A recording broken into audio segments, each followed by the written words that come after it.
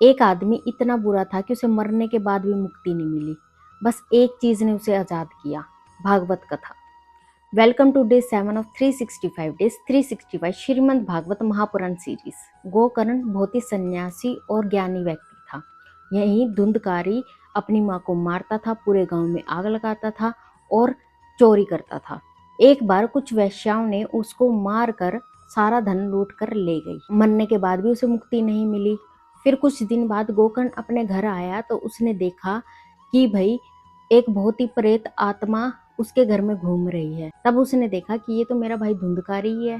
धुंधकारी ने कहा, भाई मुझे मुक्ति नहीं मिल रही, कोई मेरा मुक्ति का समाधान कर। तब गोकर्ण ने गंगा के किनारे पर जाकर उसका श्राद्ध किया। तब सूर्य नारायण ने कहा कि इसको मुक्ति एक ही चीज से मिल सकती है, भागवत की 7 दिनों की कथा से। गोकर्ण ने भागवत की 7 दिनों की कथा रखवाई और धुंधकारी को एक 7 गांठों वाले बांस में बंद कर दिया।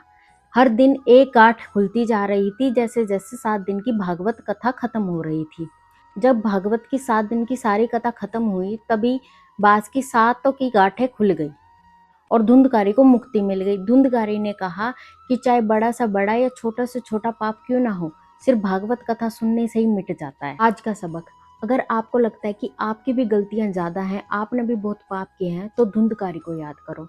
धुंधकारी ने तो अपनी माँ को मारा था, बच्चों को कुएं में डाल दिया था, गांव में आग लगाती थी, फिर भी भागवत की 7 दिनों की कथा से उसे मुक्ति मिल गई थी। भागवत कथा में इतनी ताकत है कि आपके सारे पाप नष्ट कर देती है। मायने ये नहीं रखता कि आपने कितने पाप किए, मायने ये रखता है कि 7 दिन की कथा सुनने के लिए आप बैठे हैं या नहीं।